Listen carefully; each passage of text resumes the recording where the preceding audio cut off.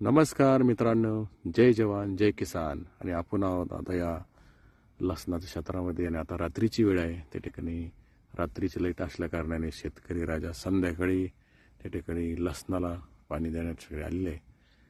आणि शेतकरी राजाला त्या ठिकाणी दिवसाची लाईट देणं फार गरजेचं आहे, कारण तो इतक्या अंधाऱ्या रात्री येणं फार जोखमीचं आहे. आणि सध्या बिबट्या वाघाचं भेव आहे आणि इचुकाट्यात सुद्धा फार त्या ठिकाणी भीती असते.